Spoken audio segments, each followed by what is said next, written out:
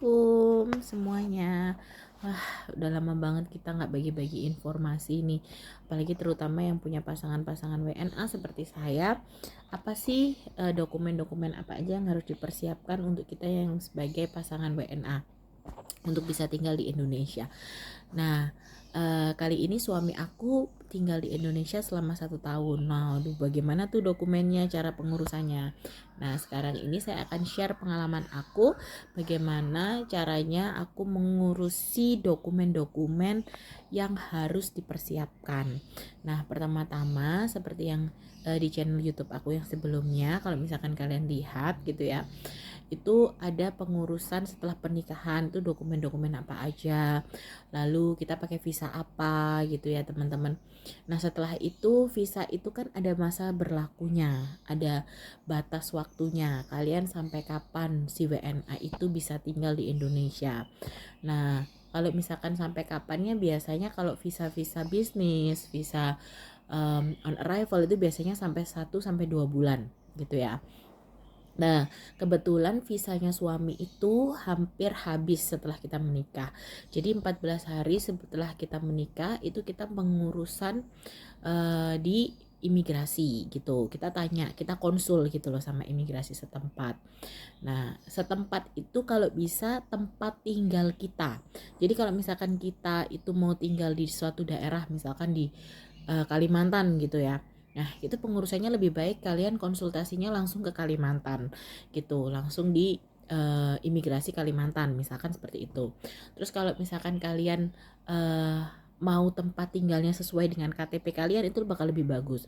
Tapi kalau misalkan aku, karena KTP aku berbeda dan tempat domisili aku juga berbeda, maka aku dibutuhkan untuk surat domisili gitu. Nah, itu apa aja sih, nanti aku ceritain lebih panjangnya lagi.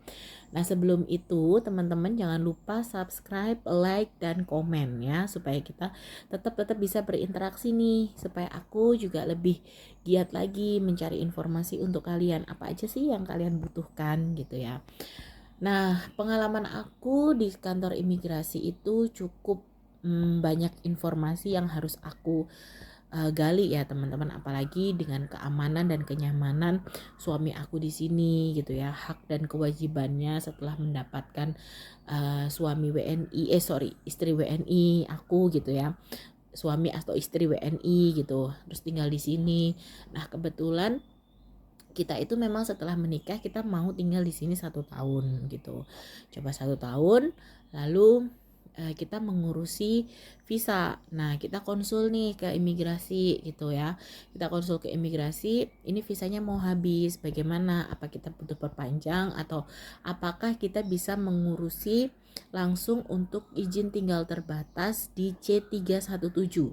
Nah, C317 ini adalah penyatuan keluarga, di mana dia itu sudah menikah dengan WNI. Ingat ya, sudah menikah dengan WNI. Jadi bisa pakai C317. Nah, C317 ini adalah penyatuan keluarga gitu teman-teman. Jadi kalau misalkan kalian punya suami gitu ya, itu bisa pakai C317 untuk kitasnya untuk 1 tahun.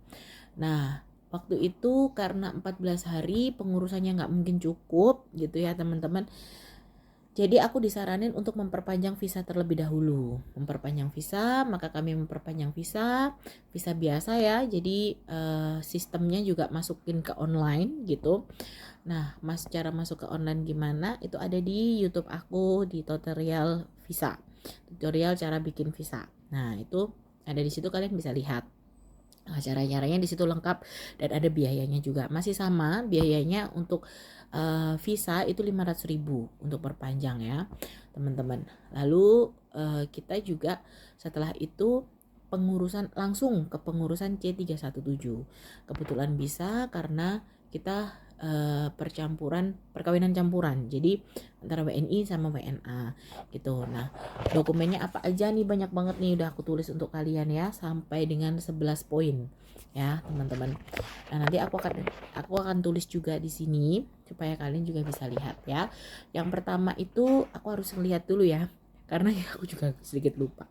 Nah, C317 itu pertamanya kalian harus mempersiapkan ID card. WNI dan WNA. Jadi ID cardnya dia dan ID cardnya dirimu sebagai penjamin, misalkan seperti itu. Nah, ID card ini kalau bisa yang sudah ditranslatekan.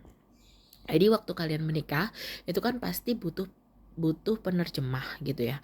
Dokumen-dokumen itu apa aja itu harus diterjemahin gitu.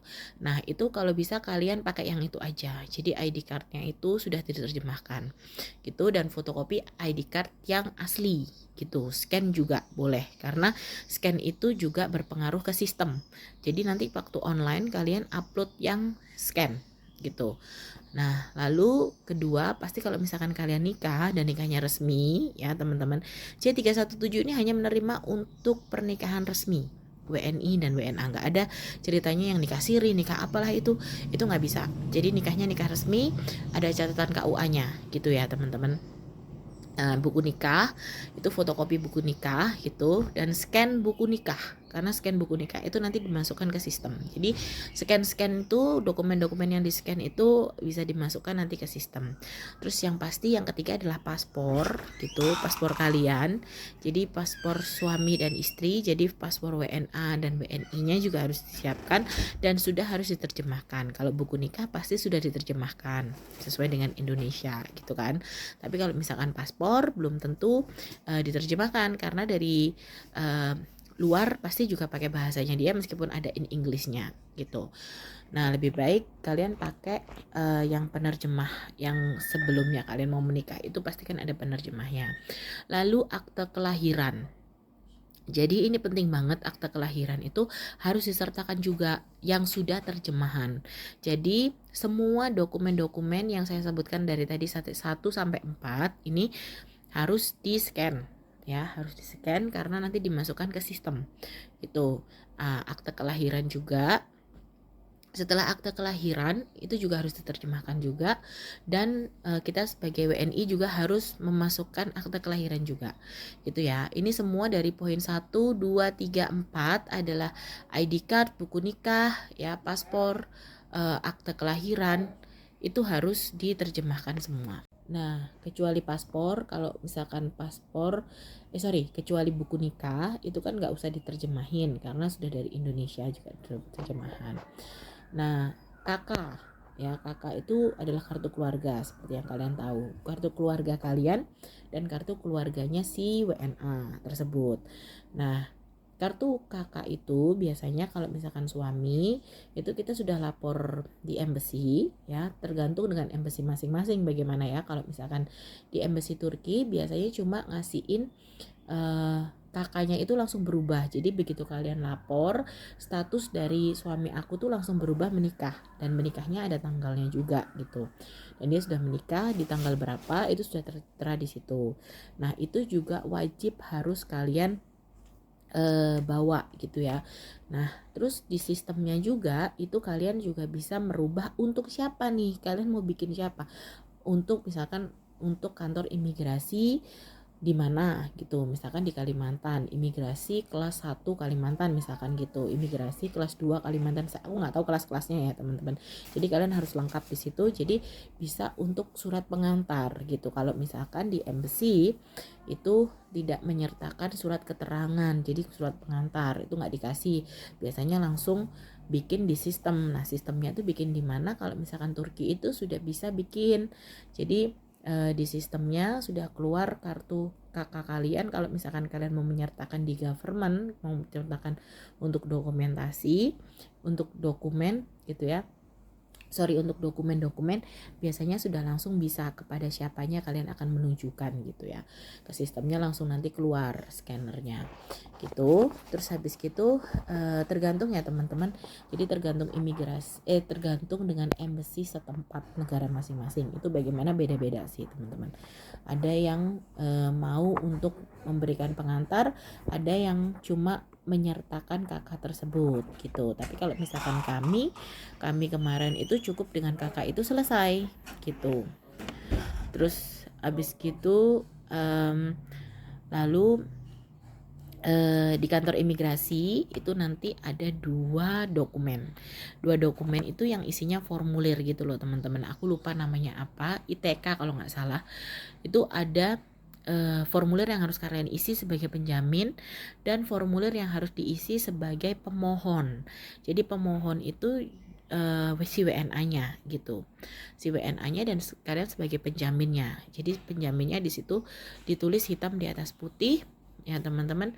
Jadi kalian memang sah menjadi penjaminnya. Jadi apapun itu akan ditanggung oleh kalian. Jadi makanya itu kalian harus berhati-hati, benar-benar kenali WNA atau orang yang akan kalian jadikan sponsor. Maksudnya kalian siap menjadi penjamin dia. Itu harus hati-hati benar teman-teman.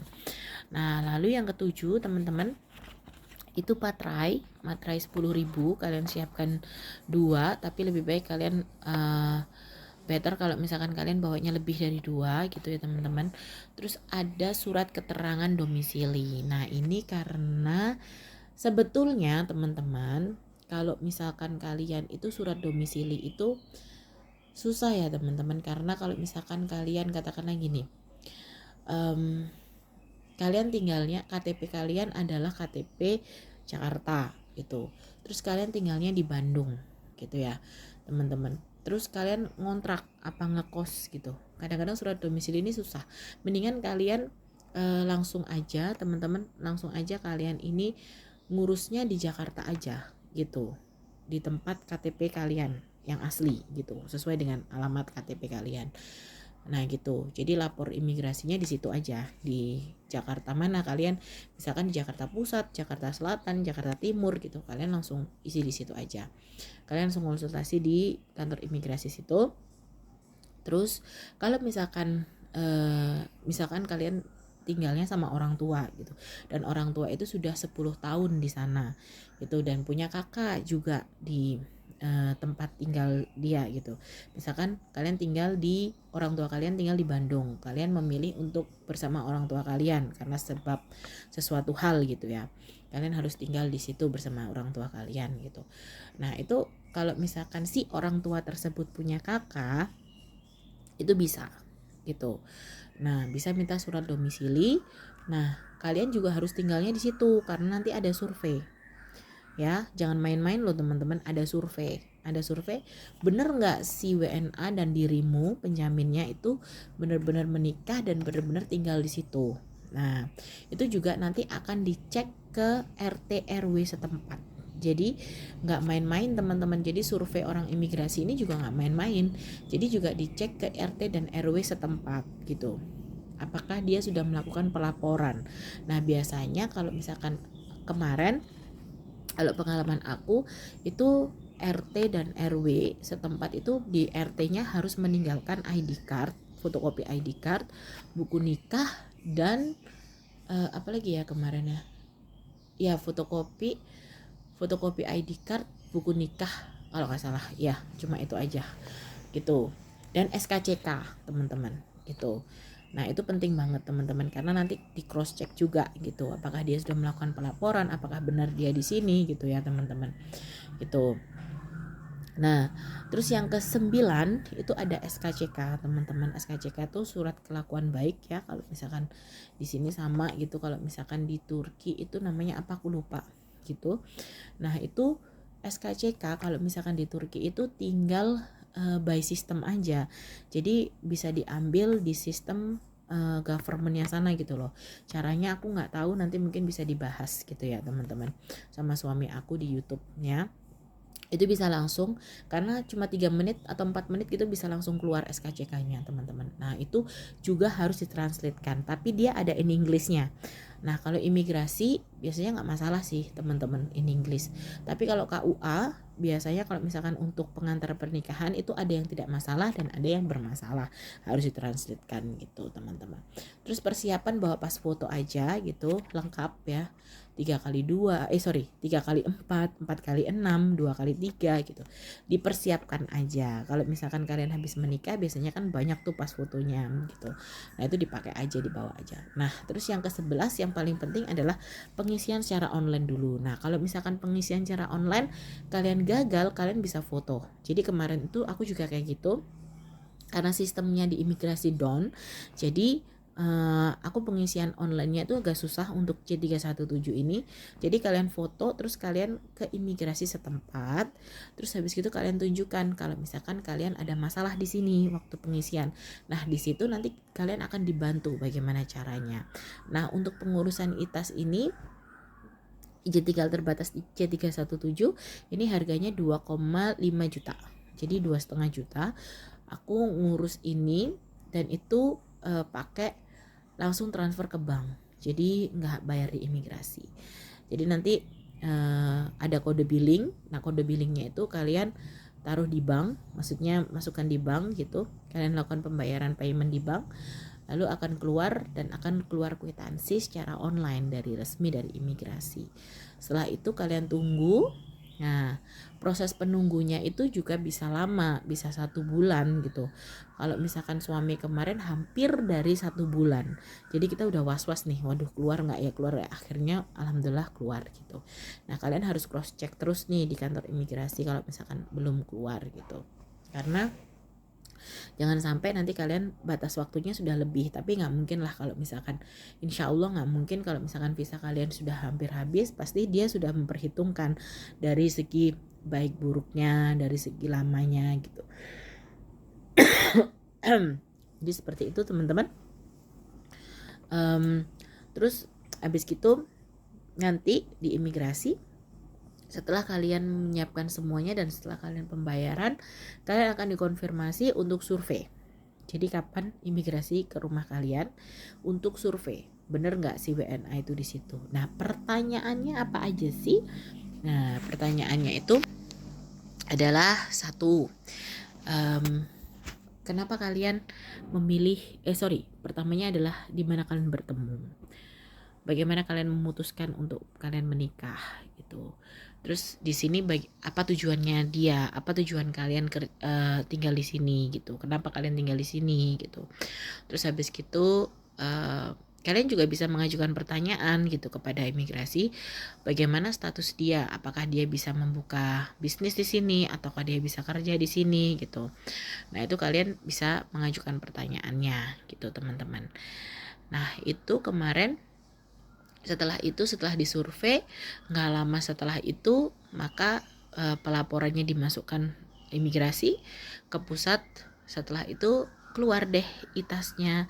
Jadi kita bisa di sini sampai dengan setahun. Terima kasih imigrasi. Itu tadi sharing-sharing aku tentang pengalaman aku bikin C317 ya teman-teman. Jadi C317 itu sebetulnya mudah, tapi kalau misalkan dokumen kalian terhambat itu yang bikin susah gitu. Nah, itu juga nanti ada penjadwalan kalian foto juga di situ untuk foto kitas gitu. Sama biometrik. Nah, itu juga ada scan biometrik. Gitu ya teman-teman. Sekian info dari kita, semoga bermanfaat. Jangan lupa like, subscribe, dan komen. Terima kasih.